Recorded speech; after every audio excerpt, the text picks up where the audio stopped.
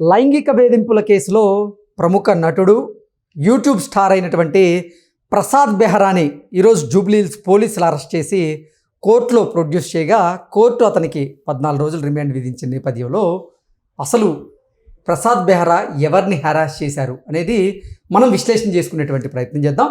ప్రస్తుతం మనతో పాటున్నారు ప్రముఖ సామాజికవేత్త, ప్రముఖ రాజకీయ విశ్లేషకులు కృష్ణకుమారి గారు. మేడంతో మాట్లాడదాం. మేడం నమస్తే. నమస్తే. ప్రసాద్ బెహ్రా ఈ మధ్యకాలంలో యూట్యూబ్ స్టార్గా కొంచెం ఫేమస్ అయ్యి కొన్ని సినిమాల్లో కూడా నటించారు. ఆయన మీద లైంగిక వేధింపుల ఆరోపణలు అయితే వచ్చినాయి మేడం. ఇప్పుడు జూబ్లీహిల్స్ పోలీసులు ఆయన మీద కేసు నమోదు చేశారు. కోర్టు 14 రోజులు రిమాండ్ విధించింది. ఇంతకీ ఆయన ఎవరిని హెరాస్ చేశారు ఏంటి మేడం? ఆయన పరిస్థితి ఏంటి? ఇప్పుడు అతను యూట్యూబర్, మీరు అన్నారు కదా యూట్యూబ్ స్టార్ అని. ఇప్పుడు ఒక 4-5 ఏవో చేసేసి వెబ్ సిరీస్ లాంటివో లేకపోతే వెకిలివో లేకపోతే పిచ్చి జోకులో ఏ ఒకటి వేసేసి కాస్త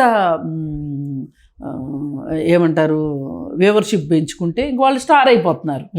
ఇంకా మాకు తిరిగే ఉంది అనుకుంటున్నారు. ఓవర్ నైట్ స్టార్ అవుతున్నారు.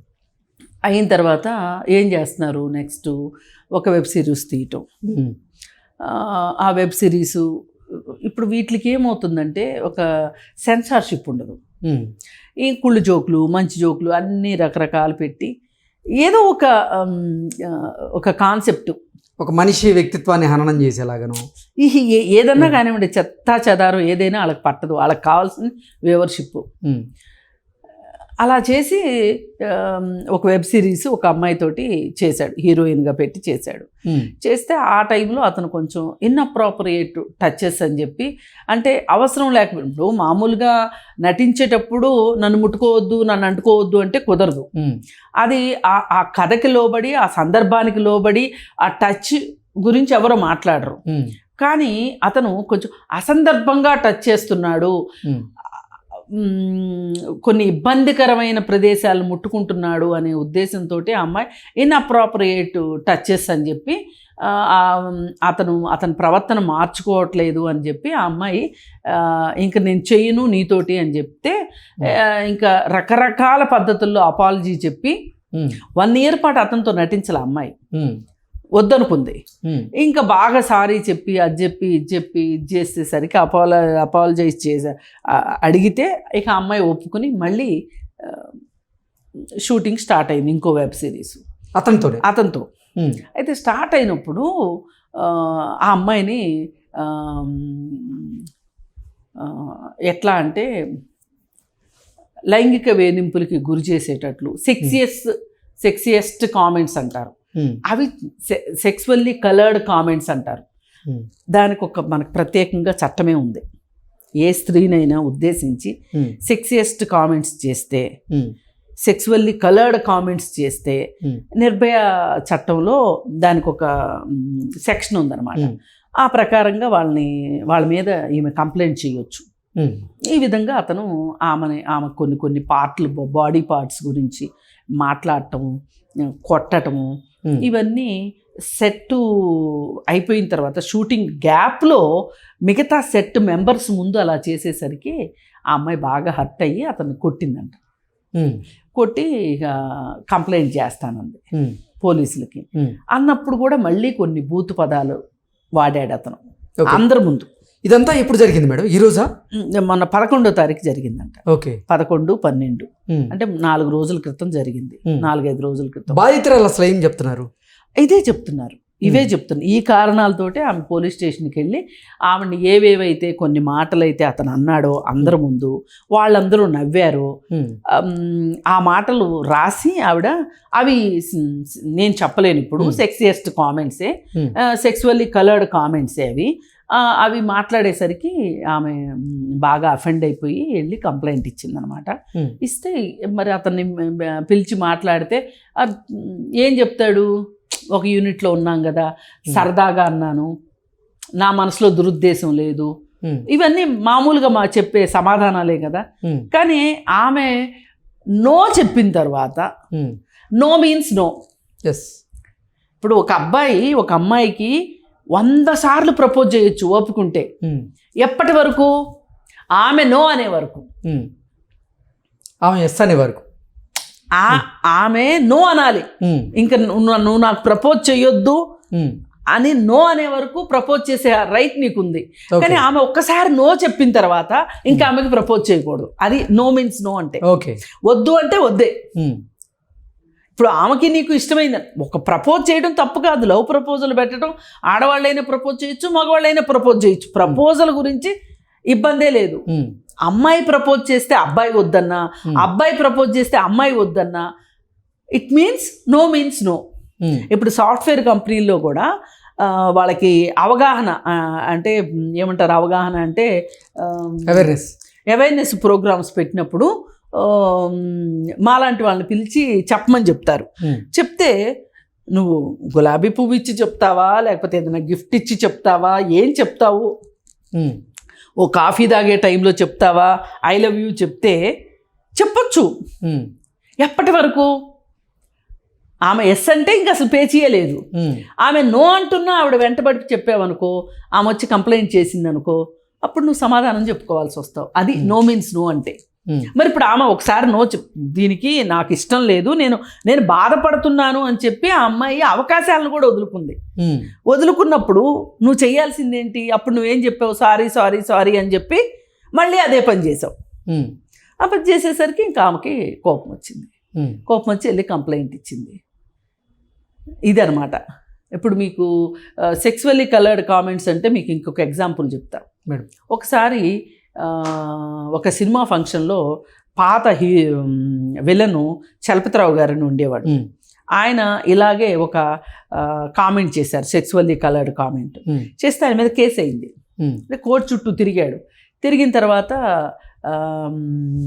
అతని పైన మేము కేసు పెట్టడం, అది రిజిస్టర్ అవ్వడం, మేము ఆ రోజు పోలీస్ స్టేషన్ ముందు ధర్నా చేసాం. ఇవన్నీ చేసేసరికి ఇది చూసి ఇప్పుడు సినిమా ఫంక్షన్లో ఏ మాటలంటే ఆ మాటలు మాట్లాడటల్లా, కుళ్ళు జోకులు వేయట్లా. ఇదివరకు ఒకటే కుళ్ళు జోకులు అంటే ఈ ఆడవాళ్ళు బయటకంటూ వచ్చారు కాబట్టి మన ఇష్టం.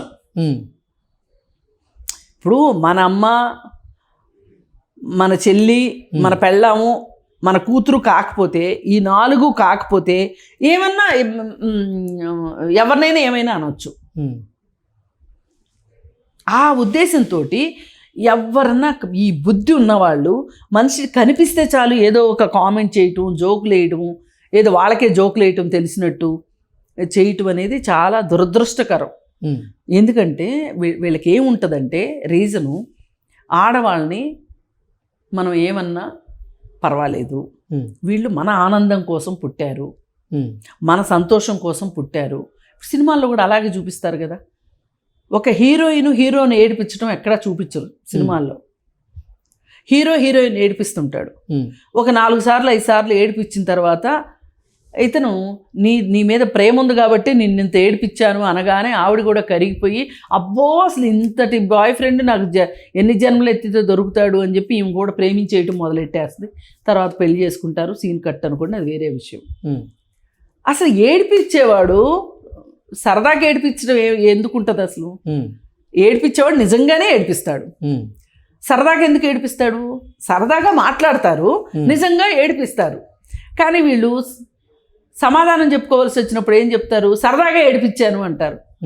తప్పు మాట ఈ సరదాగా ఏడిపించాను అనే మాట. వీళ్ళు నిజంగానే ఏడిపిస్తారు. ఓకే. అందుకని ఇప్పుడు మన సమాజము సెన్సిటైజ్ అవ్వాల్సిన పరిస్థితిలో ఉంది. ఏంటి అంటే రెండో వారి అభీష్టానికి వ్యతిరేకంగా, వాళ్ళ ఇష్టానికి వ్యతిరేకంగా మీరు ఏమైనా వాళ్ళని కామెంట్ చేసినా, వాళ్ళ బాడీ షేమింగ్ చేసినా, వాళ్ళని కించపరిచేటట్లు మాట్లాడినా, లేదు అనుకుంటే వాళ్ళకేమైనా మాటలు సరిగా రాకపోతే ఎక్కిరించినా, నడక సరిగా లేకపోయినా వెక్కిరించినా కానీ, అంటే వాళ్ళు డిజేబిలిటీ ఏదన్నా ఉంటే దాన్ని గురించి కామెంట్ చేసినా, ఇవన్నీ నేరాలు. ఇది ఒకళ్ళు చెప్పక్కర్లా, చట్టమే చెప్పాల్సిన పని లేదు. ఇది కామన్ సెన్స్. చట్టం అంటే ఎక్కడో ఆకాశం నుంచి దిగిరాదు, నథింగ్ బట్ కామన్ సెన్స్. మీరు లా తీయండి, ఏ సెక్షన్ అయినా తీయండి, కామన్ సెన్స్ కాకుండా ఇంకేముంటుందో చెప్పండి. ఒక మనిషి డబ్బులు లాక్కోవటం నేరం, దొంగతనం నేరం, కామన్ సెన్స్ ఏం చెప్తుంది మనకి? చేయమని చెప్తుందా? కామన్ సెన్స్ ఉన్నోడికి చెప్తుందా? చెప్పదు. మనసు చెప్తుందా? లేదు. ఎవరినైనా కొట్టడం, ఎవరినైనా దుర్భాషలాడటం, లైంగికంగా వేధించటం,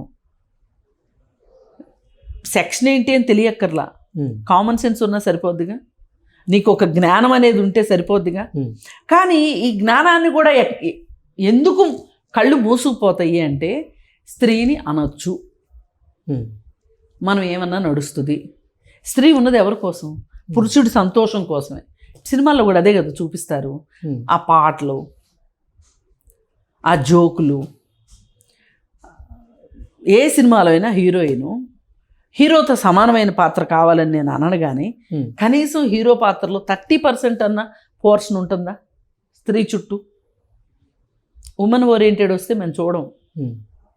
మాకు మెన్ ఓరియంటెడ్ అయితేనే చూస్తాం. ఉమెన్ ఎందుకు పనికి వస్తుందంటే 4 సార్లు డైలాగులు గిన్నో 4 పాటల్లో అర్ధనగ్న సీనల్లో మాకు కావాలి. ఇదే మనం సొసైటీలో పెంచి పోషిస్తున్నాం కాబట్టి ఒక స్త్రీని ఈ విధంగా హీనంగా మాట్లాడటం, సెక్సియస్ట్ కామెంట్స్ చేయటం చేస్తున్నారు. ఇప్పుడు అతనికి 14 రోజులు రిమాండ్ విధించారు. ఇక ప్రత్యేకంగా ఇతని గురించి చెప్పుకోవాలి అంటే, ఇవాళ యూట్యూబ్ అనేది, సోషల్ మీడియా అనేది ఒక విస్తారమైన అవకాశాలు కల్పించి అతిపెద్ద ప్లాట్ఫామ్ అయి కూర్చుంది. దీనికి పెద్ద రికమెండేషన్స్ అక్కర్లా, పెద్ద ఫ్యామిలీ బ్యాక్గ్రౌండ్లు అక్కర్లా, పెద్ద డబ్బులు ఖర్చు పెట్టక్కర్లా. కాస్త మాట్లాడేది ఉండి, కాస్త ఫేస్ బాగుండి, కాస్త హ్యూమరు ఇవన్నీ ఉంటే చక్కగా మనం దూసుకెళ్ళొచ్చు. కానీ కొంతమంది వల్గర్ సబ్జెక్ట్ని ఎంచుకొని వల్గారిటీని చూపిస్తా. ఇప్పుడు మనం కొంతమందిని చూస్తున్నాం. వైజాగ్ సత్య అని ఒకడు, ఉప్పల్ బాలు అని ఒకడు, అలాగే ఇంకొక ఆమె లక్ష్మి అని, ఇట్లా కొంతమంది ఉన్నారు. ఒక గ్యాంగ్, చీప్ గ్యాంగ్ ఉన్నారు. వీళ్ళంతా ఏంటంటే ఆ చీప్గా యాక్ట్ చేసేసి ఆ కంటెంట్ ఇన్స్టాగ్రామ్లోనూ యూట్యూబ్లోనూ పెట్టేస్తున్నారు. ఇది ఒక రకంగా చాలా బాధాకరం. ఆ ప్రభావం చాలా మంది మీద పడే అవకాశం పడుతుంది. ఇప్పుడు ఈ బెహ్రా లాంటి వాళ్ళ ప్రభావం కూడా పడుతుంది. అసలు ఏంటి మేడం ప్రసాద్ బెహ్రా వ్యక్తిత్వం ఏంటి అసలు? ఇంతే, ఇంకేముంటుంది. ఒక అమ్మాయిని నలుగురు ముందు, తన చుట్టూ ఉన్న వాళ్ళ ముందు ఆ అమ్మాయిని ఎగతాళి చేసి ఆ అమ్మాయి బాడీ షేమింగ్ చేశాడు అంటే, ఆ అమ్మాయి బాధపడింది అన్న తర్వాత కూడా చేయటానికి సిద్ధపడ్డాడంటే ఇక అతని వ్యక్తిత్వం ఏమై ఉంటుంది? అంటే ఆవిడ ఏమి చేయదు అనేటువంటి చెయ్యలేదు అని ఇప్పుడు పెట్టిన సెక్షన్లు కూడా అవే.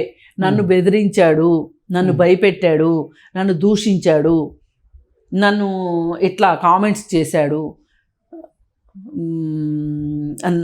నా బాడీ పార్ట్ల గురించి కొంచెం చీప్గా మాట్లాడాడు అని పెట్టింది.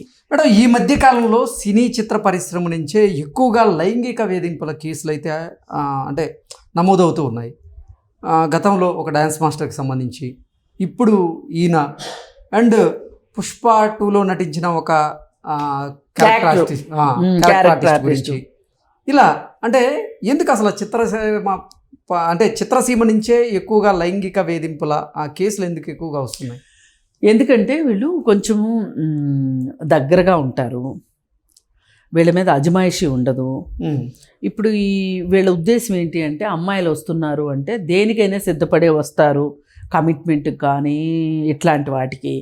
కాబట్టి మనం వాళ్ళతో ఎలా అయినా ఉండొచ్చు అనే ఒక అవగాహనలో వీళ్ళు ఉంటారు. ఉండి ఒక ప్రయత్నం చేస్తారు. వాళ్ళకి కనుక చాలా అవసరం అనుకోండి ఆ పాత్ర, ఆ చేయటం చాలా అవసరం అనుకోండి, వాళ్ళు ఒదిగున్నట్లుగా చూసి చూడనట్లు తప్పించుకో తిరుగువాడు ధన్యుడు సుమతి అంటారు చూసారా, ఆ విధంగా వెళ్ళిపోతే వీళ్ళకి ఏమనిపిస్తుంది అంటే ఆ అమ్మాయికి ఇష్టం కావచ్చు అనుకుంటారు. ఆ అమ్మాయి అవసరం కోసం ఆ అమ్మాయి అలా చూసి చూడనట్టు పోయింది అని అనుకోరు వీళ్ళు. ఆ అమ్మాయికి ఇష్టం కావచ్చు, ఆ అమ్మాయి క్యారెక్టరే అది కావచ్చు, అసలు ఇక్కడ దాకా ఒక అమ్మాయి వచ్చింది అంటే వాళ్ళ క్యారెక్టర్స్ ఇలాగే ఉంటాయని, ఇలా ఒక ధోరణులు ఉంటాయి. ఇప్పుడు మీరు చూడండి, హీరోయిన్లు ఎక్కడన్నా బహిరంగ ప్రదేశాలకు వస్తే వాళ్ళని తాకుతూ ఉంటారు అబ్బాయిలు. ఎందుకు తాగుతారంటారు? ముట్టుకుంటారు ఎందుకు? వీళ్ళు పబ్లిక్ ప్రాపర్టీ, ముట్టుకున్న తప్పులేదు. ఇదే మైండ్ సెట్ తోటి ఇలా వేధింపులకు గురి చేస్తారు. వీళ్ళకి ఎక్కడో ఓ చోట చెప్పాను కదా, వాళ్ళకి గత్యంతరం లేక వచ్చిన తర్వాత కొంతవరకు సహిస్తారు వాళ్ళు. దాన్ని వీళ్ళు లైసెన్స్గా తీసుకుంటారు, అది ఒక టేక్ ఇట్ గ్రాంటెడ్గా తీసుకుంటారు. పైగా వీళ్ళు వెళ్ళి ఎవరికి చెప్పుకోలేరు. ఇప్పుడు ఇట్లాంటి విషయాల్లో నిస్సహాయితే అన్నిటికన్నా పెద్ద అవకాశం వాళ్ళకే. వీళ్ళు ఎవరికి చెప్పుకోరు, చెప్పుకుంటే వాళ్ళ పరువే పోతుంది. అదేంటి ఇక్కడ ఇట్లాంటివి ఉంటాయని తెలియకనే వచ్చావా నువ్వు అంటారు. సామాన్యులు కూడా ఇదే మాట్లాడుకుంటారు. సినిమా యాక్టర్లు ఎవరన్నా కంప్లైంట్ చేశారు అంటే అబ్బో ఏమి తెలియకనే అక్కడ దాకా వెళ్ళారా అంటారు. మేడం, ఇప్పుడు లైంగిక వేధింపుల ఆరోపణలు ఎదుర్కొంటున్నటువంటి ప్రసాద్ బెహ్రా మీద ఎటువంటి చర్యలు తీసుకోవాలంటారు? ఇప్పుడు 14 రోజులు రిమాండ్కి ఇచ్చారు. 14 రోజులు రిమాండ్ ఇచ్చారంటేనే అర్థం ఏంటి అంటే ఇతను చేసిన నేరము 10 సంవత్సరాలు, అంటే నిరూపణ అయితే 10 సంవత్సరాలు 7 సంవత్సరాల పైన శిక్ష పడే సెక్షన్లు పెట్టారు. కాబట్టి ఇతన్ని రిమాండ్కి పంపించారు. రేపు ట్రయల్ స్టార్ట్ అయిన తర్వాత ఇప్పుడు ఈమె దగ్గర ఈమె చెప్పిన ఆరోపణలు ఏవైతే ఆరోపణలు చేసిందో వాటిని గనక పోలీసులు నిరూపించగలిగితే, ఆమె దగ్గర నుంచి సరైన సాక్ష్యాధారాలు ఉండి నిరూపించగలిగితే గనక అతనికి 7 సంవత్సరాల పైబడి శిక్ష పడుతుంది. కానీ ఈలోపే మరి రాజీ పడతారా, ఏం చేస్తారు అనేది మనం వేచి చూడాల్సిందే. కాకపోతే ఇమ్మీడియట్గా వచ్చే చర్చ ఏంటి అంటే సొసైటీ నుంచి ఈమెమి అతనికి సంకేతాలు ఇచ్చిందో, అంటే విక్టిమ్ బ్లేమింగ్ అన్నమాట. మనం ఎప్పుడు కూడా ఎవరైతే బాధితులు ఉంటారో వాళ్ళనే బాధ్యులను చేస్తూ ఉంటాం. ఇప్పుడు పోయినసారి జానీ మాస్టర్ విషయంలో అమ్మాయిని బాధ్యురాలను చేయాలి. ఎగ్జాక్ట్లీ, నేను అదే ప్రశ్న అడుగుదాం అనుకున్నా. అంటే ఆ అమ్మాయి విషయంలో కూడా కొంతమంది భిన్నాభిప్రాయాలను వ్యక్తం చేశారు. పైగా అతని వైపున కొంతమంది ఇన్ఫ్లుయెన్సర్స్ మాట్లాడి అతని తరఫున జానీ మాస్టర్ వైపు మాట్లాడి ఆమెది కూడా తప్పుండొచ్చు అనే ఒక భావాన్ని కలిగించారు సమాజంలో, ఇన్ఫ్లుయెన్స్ చేయగలిగారు. కానీ ఏది ఏమైనప్పటికీ కూడా, ఎంత ఇన్ఫ్లుయెన్స్ చేసినప్పటికీ కూడా ఎవరి మనసుల్లో వాళ్ళకి తెలుసు బాగానే. ఇప్పుడు ఈ నలుగురు ఎవరైతే కొంతమంది అతనికి అనుకూలంగా మాట్లాడి, ఇప్పుడు ఒక కస్తూరి అని ఒక ఆమె డాన్సరు, ఆ డాన్స్ అసోసియేషన్లో ఉన్న ఆవిడ కూడా కాలికి బల్పము కట్టుకుని తిరిగింది అన్ని ఛానల్స్ చుట్టూతో. సేమ్ అతను మంచోడు, జానీ మాస్టర్ మంచోడు, ఆ అమ్మాయి ఎందుకు అతనితో తిరిగింది అని. అంటే విక్టిమ్ బ్లేమింగ్ ఇలాగే ఉంటుంది. అంటే వాళ్ళిద్దరూ సహజీవనం చేశారు అని చెప్పింది ఆవిడ ఏకంగా. అందుకే జానీ మాస్టర్ వైఫ్ పుట్టింటికి వెళ్ళిపోయింది అని చెప్పింది. దానికి ఆ అమ్మాయిని బాధ్యురాలను చేసింది. ఇవన్నీ కూడా నిజమే అయ్యి ఉండొచ్చు, నేనేం కాదనట్లా. కానీ జానీ మాస్టర్ని వదిలేసేసి ఇప్పుడు సహజీవనం చేసే విషయంలో ఆమెదే తప్పని మాట్లాడుతున్నారు వీళ్ళందరూ. పచ్చని సంసారంలో నిప్పులు పోసిందని. అంటే పచ్చని సంసారంలాగా ఉంచుకోవాలనే బాధ్యత జానీ మాస్టర్కి లేదా? ఈ అమ్మాయికి ఉండాలా బాధ్యత? అందుకని సొసైటీ కూడా ఇట్లా బాధితురాలి వైపు ఉండకుండా ఎంజాయ్ చేస్తారన్నమాట. బాధితురాలనే బాధ్యులను చేసేటట్లు మాట్లాడతారు. అందుకని కామెంట్స్ ఏమన్నా చేయనివ్వండి, మాటలు ఏమన్నా మాట్లాడుకోనివ్వండి. ఏది ఏమైనా ఈ సంఘటన ద్వారా మనకు అర్థమైంది ఏంటంటే ఈ బెహ్రా ఒక వెకిలి బుద్ధి బయటపడింది. పైగా అక్కడ ఉన్న వాళ్ళు వారించకుండా, వాళ్ళు కూడా నవ్వారు కదా, అసలు నన్ను అడిగితే వాళ్ళ మీద కూడా కేసు పెట్టాలి. ఇప్పుడు నువ్వు ఒక తప్పు నువ్వు చేయకపోవచ్చు, తప్పును చూస్తూ నువ్వు తప్పుని అడ్డుకోకపోవటం కూడా తప్పే. అలాగే ఆ తప్పుని, అంటే తప్పుని అడ్డుకోకపోగా సమర్థించడం, ఎంకరేజ్ చేయడం ఇంకా తప్పు. అందుకని అక్కడ ఎవరెవరు ఉన్నారో వాళ్ళ మీద కూడా కేసు పెడితే కానీ ఒక ఆరోగ్యకరమైన వాతావరణం, ఇట్లాంటి కేసులలో ఫాస్ట్గా జడ్జిమెంట్ రావాలి. వస్తే ఈ కేసు జనాలు మర్చిపోకముందే శిక్షలు పడింది కనిపించాలి. ఇప్పుడు మన సమాజంలో అత్యంత దారుణమైన విషయం ఏంటి అంటే, దేని మీదైనా శిక్ష పడింది అనుకోండి, కేసు అప్పుడు మాట్లాడుకున్నంతగా శిక్షలు పడిన తర్వాత మాట్లాడుకోరు. శిక్షల గురించి కూడా ప్రచారం కావాలి. అప్పుడు కదా తెలుస్తుంది ఈ చేసిన పనికి ఈ శిక్ష పడింది అని. ఎగ్జాక్ట్. అంటే ఇలాంటి మార్పులు రావాలి, వస్తేనే ఇట్లాంటి వాటిని అరికట్టగలం. ఓకే. ఇప్పుడు తాత్కాలికంగా అతను 14 రోజులు రిమాండ్లో ఉన్నంత మాత్రాన అతనికి బుద్ధి మారిపోద్దని కానీ అతను మహాత్ముడు అయిపోతాడని కానీ మనం అనుకోలేము. కానీ అతనికి శిక్ష పడితే ఆ శిక్షా కాలంలో అతను ఏమైనా పరివర్తన చెందుతాడా అనేదే ఒక ప్రశ్న. ఇదంతా చూసి ఎవరైనా మన బతుకులు కూడా ఎలాగే అవుతాయి, ఎదవేషాలు వేస్తే అనేది ఒక భయం ఉండాలి అని చెప్పి. Okay madam, thank you so much. Thank you.